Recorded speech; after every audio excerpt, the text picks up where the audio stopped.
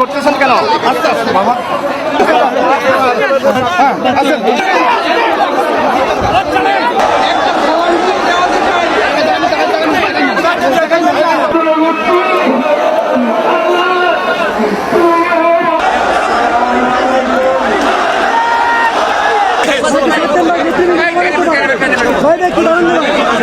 সন্তানের লাশ ধারে করার চাইতে বড় বোঝা বাপের চুলার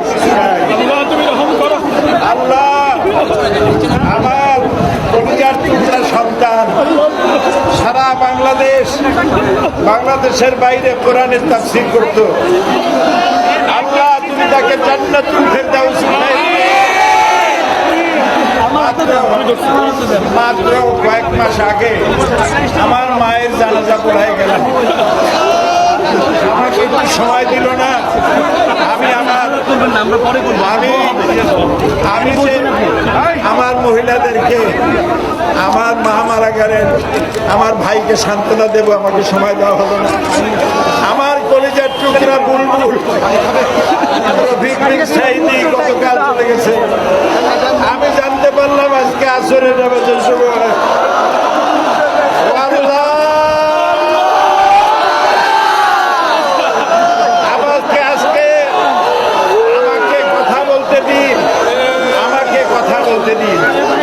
আমি আজকে 50 বছর কোরআনের তাফসীর করেছি সারা বাংলাদেশে, সারা পৃথিবীতে।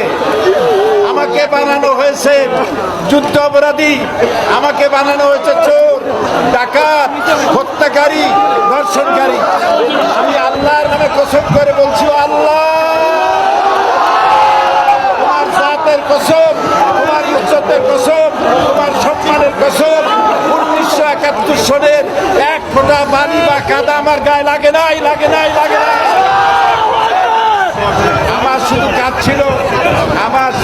ছিল কোরআনের প্রচার করা। নাস্তিকবাদীরা সহ্য করতে পারে নাই, জালিমরা বরদাস্ত করতে পারে নাই, যার জন্য আমাকে বন্দী করে রেখেছে।